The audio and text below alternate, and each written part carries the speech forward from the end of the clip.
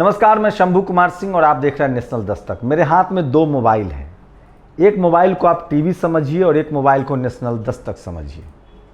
दोनों पर खबरें क्या चल रही है और आपको क्या चाहिए, इस देश के लिए क्या ज़रूरी है, वो मैं आपको बताऊंगा। मान लीजिए कि ये नेशनल दस्तक है और मान लीजिए कि ये टीवी है। नेशनल दस्तक की खबरें देखिए।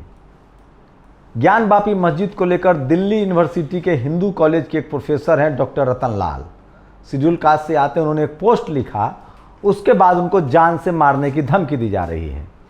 वो लगातार राष्ट्रपति प्रधानमंत्री से चिट्ठी लिखी है कि मुझे AK-47 का लाइसेंस दिया जाए। डॉक्टर सोनू भारद्वाज ने इस ट्वीट को रिट्वीट किया और कहा है कि मुझे भी सरकारी पिस्टल दिया जाए। आखिर अपनी बात रखने पर कब तक लोगों को धमकियां देती जाएगी, कब तक उन पर FIR होगा। ये दूसरी खबर देखिए। ये फिल्मकार हैं अविनाश दास, पहले पत्रकार भी थे। इन्होंने एक फोटो शेयर कर दिया अमित शाह का, जो पूजा सिंघल के साथ, जो कि जिनको ईडी ने गिरफ्तार किया है, 5 साल पहले की फोटो है। उसको लेकर गुजरात में उनके खिलाफ केस दर्ज हुआ है। ये खबर है नेशनल दस्तक की। अब दूसरी खबर देखिए। यह है मीना कोटवाल की टीम। ये गई थी आदिवासियों पर स्टोरी करने, लेकिन क्या मजाल है कि ये स्टोरी करती, इनको ये सिलगर स्टोरी करने गई थी। इनको DM ने आदेश नहीं दिया, परमिशन नहीं दिया। सुन लीजिए एक बार फिर से, और ये वापस आ गई।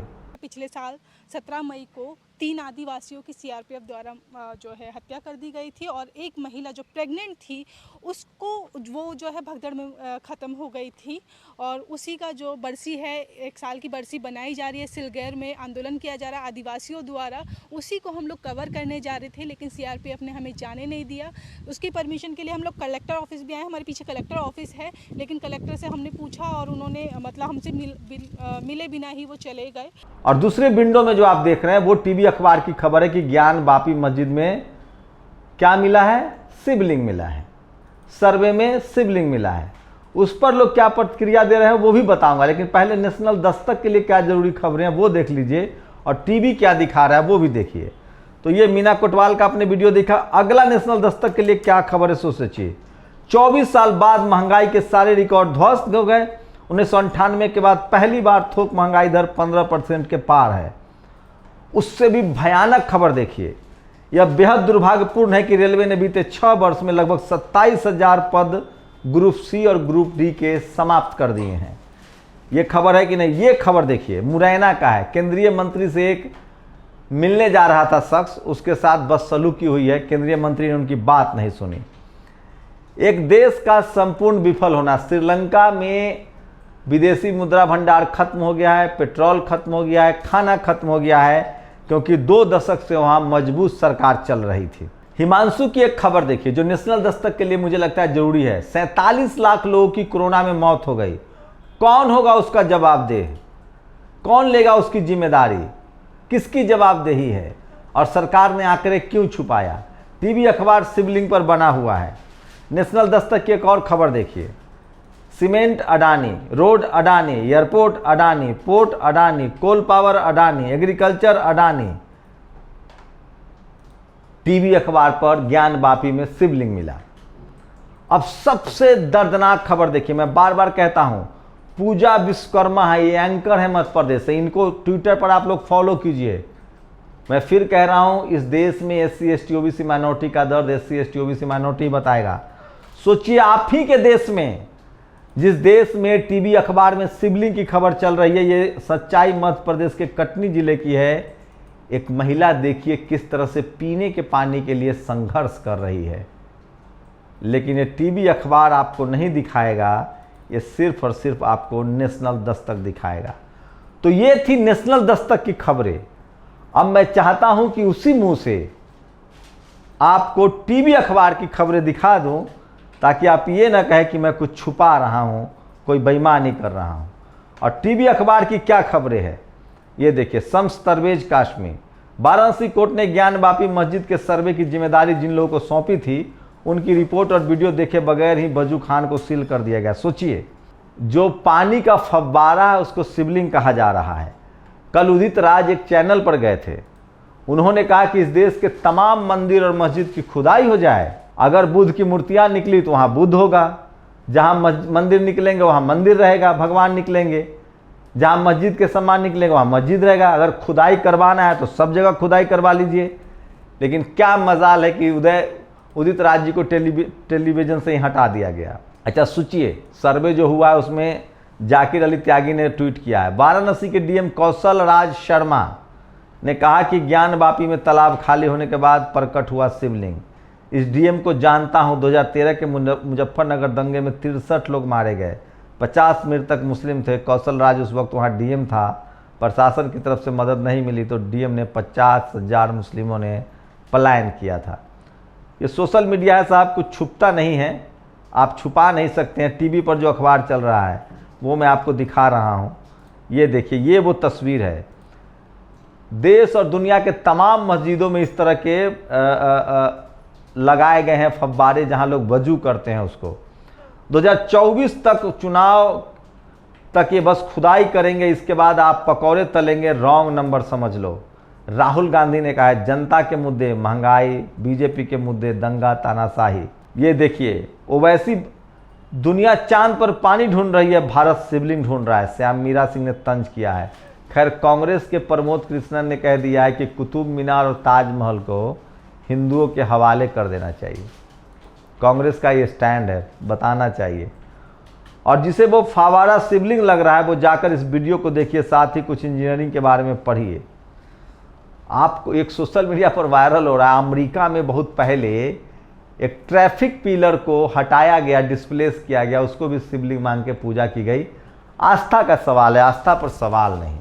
मैं सवाल बिल्कुल नहीं उठा सकता हूं। आपका मन है तो गोबर को गणेश मानिए, मेरी कोई दिक्कत नहीं है। आपका मन है तो पत्थर को शिवलिंग मानिए। आपका मन है तो मेरे लिए तो मोबाइल जो है वो सबसे बड़े भगवान है, क्योंकि मेरे लिए इसी से रोजी रोटी चलता है। मेरे लिए कैमरा सबसे बड़ा भगवान है, मेरे लिए लैपटॉप सबसे बड़ा भगवान है, मेरे लिए किताबें सबसे बड़ा भगवान है, मेरे लिए फूले पेरियार अंबेडकर की विचारधारा सबसे बड़ा भगवान है, जो मुझे जीने का सहूर देता है। ये देखिए, ये कुछ लोग लिख रहे हैं पुनीत सिंह की किस तरह से काशी कॉरिडोर में कितने शिवलिंग टूटे थे। सोशल मीडिया है साहब, ये मजाक ठीक नहीं है, जिसने भी किया अच्छा नहीं है। ये लीची का फल, लीची है, उसको आधा काट के और उसमें से जो बीज निकलता है उसको कहा जा रहा है कि शिवलिंग है। ये मजाक है, ये धर्म का अपमान है, ऐसे करना नहीं चाहिए लोगों को। मैं इसके पक्ष में नहीं हूँ, इसके पक्ष में भी नहीं जिसने भी ये ट्वीट किया है। पता नहीं रूबिका और अंजना शिवलिंग की मोटाई और लंबाई अलग अलग कैसे बता रही, एकदम एंटी वुमेन कमेंट है। मुझे इसके पक्ष में नहीं हूँ। ये तस्वीरें देखिए, आप जाएंगे कुशीनगर, इस देश के प्रधानमंत्री ने 4 तीर्थ पूरे किए हैं। तथागत बुद्ध लुम्बिनी में पैदा हुए, गया में उनको ज्ञान मिला, सारनाथ में उन्होंने शिक्षा दी और कुशीनगर में उनका परिनिर्वाण हुआ। तो वही तमाम मंदिरें हैं। और अमेरिका में तो ट्रैफिक वाले को ही। और ये देखिए, आस्था कितनी बड़ी चीज़ है। ये जो तस्वीर देख रहे हैं ये हैंड पंप है, पानी का पंप है, मोटर लगता है इसमें, पंपिंग सेट बोलते हैं इसमें। कई बार बच्चे गिर जाते हैं पंपिंग सेट में, उसको भी लोगों ने शिवलिंग मान लिया है। तो आप इस धर्म है, आस्था है, इसका कुछ नहीं कर सकते हैं, मजाक नहीं उड़ा सकते हैं। न हिंदू को अजान से दिक्कत है, न मुसलमान को राम से दिक्कत है। हिंदू मुस्लिम एक हो गई तो सत्ता गई, इस बात से सरकार को दिक्कत है। तो ये इस बात में भी दम है। और ये वो फव्वारा है जिसको लल्लन टॉप ने दिखाया है, जिसको शिवलिंग बताया जा रहा है। तमाम टीवी अखबार चला रहे हैं और कुछ लोग इसी पर अपनी बात रख रहे हैं सोशल मीडिया पर। अब तो लगता है कि पलंग के नीचे पाँव रखूं तो किसी देवी देवता पर पैर न पड़ जाए। और ये देखिए, दिल्ली में राष्ट्रपति भवन में जो फव्वारा लगा हुआ है, लोग कह रहे हैं कि ये है शिवलिंग। ये मेरा आस्था है, मैं तो अब राष्ट्रपति भवन के फव्वारे को शिवलिंग मानता हूँ, वहाँ जाके पूजा करूँगा। 4 फीट की शिवलिंग मिला है, 8 फीट है, 12 फीट का है, कुएं में मिला है, तालाब में मिला है, तुरुत 4-5 फीट के हौज में एक टूटा हुआ तालाब में 4-5 हौज टूटा हुआ फव्वारा मिला है, जिसे शिवलिंग कहा जा रहा है। तो अब आप लोग बताइए कि आप लोग के लिए क्या खबर है। और मैं अपनी राय दे रहा हूँ, जो दिलीप मंडल की राय है उसको मैं अपनी राय से जोड़ के देख रहा हूँ, क्योंकि मुझे लगता है कि वो बहुत ज़रूरी है। तो ये वीडियो देख लीजिए। पहले मैं बता दूं, बहुजन समाज के लिए आगरा के डॉक्टर भीमराव अंबेडकर विश्वविद्यालय में फैकल्टी पद के लिए आवेदन मांगा गया है, जिसमें सामान्य श्रेणी एवं ओबीसी के फीस 1500 और इकोनॉमिक वीकर सेक्शन 1000 रुपये। अब किस आधार पर ओबीसी की फीस इकोनॉमिक वीकर सेक्शन से अधिक रखी गई, इसका कोई स्पष्टीकरण नहीं है। भाजपा सरकार में शामिल किसी भी ओबीसी बिरादरी के नेता में हिम्मत है तो इस पर संज्ञान ले। ये नेशनल दस्तक की खबर थी। एक और खबर कह के आपको समाप्त करूंगा, और आप लोगों को कमेंट करके बताना है कि जो मैंने नेशनल दस्तक की खबरें पहले बताई वो ज़्यादा ज़रूरी है या जो टीवी अखबार दिखा रहा है वो ज़्यादा ज़रूरी है। और इसलिए आगे दिलीप मंडल लिखते हैं, ये देखिए, ये दिलीप मंडल का पोस्ट है जो मैं चाहता हूँ पढ़ दूँ। इस्लाम दुनिया में आपसी ब्रदरहुड का धर्म बेशक होगा, लेकिन भारत में ब्राह्मणवाद की कॉपी है। जितनी समानता भारतीय मुसलमानों में है उतनी हिंदुओं में भी आ चुकी है। साथ बैठना, साथ खाना, धर्मस्थल में जाने देना वगैरह हिंदू भी करने लगे हैं, कहीं कहीं तो पुजारी भी बना देते हैं। भारतीय इस्लाम हिंदुत्व का विकल्प नहीं है। भारतीय इस्लाम के पास वंचित जातियों के हिंदुओं को ऑफर करने के लिए कुछ भी नहीं है। इसलिए वंचित ओबीसी हिंदुओं की मुक्ति की लड़ाई हिंदू धर्म के अंदर होगी। अनुसूचित जाति के लोगों को बेशक बौद्ध धर्म अपना लेना चाहिए, बाबा साहब की बात मान लेनी चाहिए। जनगणना के आंकड़े लगातार बता रहे हैं कि जो बौद्ध बने हैं वे आर्थिक और शैक्षणिक सामाजिक रूप से सिर्फ हिंदू दलितों बल्कि सवर्ण हिंदुओं से भी आगे निकल गए हैं। बौद्ध बनने से आरक्षण भी सुरक्षित है। और नेशनल दस्तक की ये खबर है, सुनिए, केवल 2700 करोड़ के लिए एयर इंडिया बेच दी, 50-50 करोड़ में रेलवे स्टेशन बेच दिए, और अभी भी कौड़ी के दाम में अरबों की संपत्तियां बेच रहे हो। पैसे की इतनी ही चुल थी तो पूंजीपतियों के 10 लाख करोड़ क्यों माफ किए?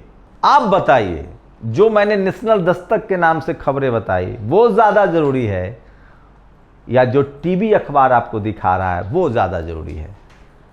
एक इसी तरह का शासक था श्रीलंका में, 20 साल तक उसने इसी तरह से धर्म के आधार पे और जाति के आधार पे सिहली तमिल बुद्धिज़्म और इस्लाम के नाम पर राज किया। नतीजा आपके सबके सामने है।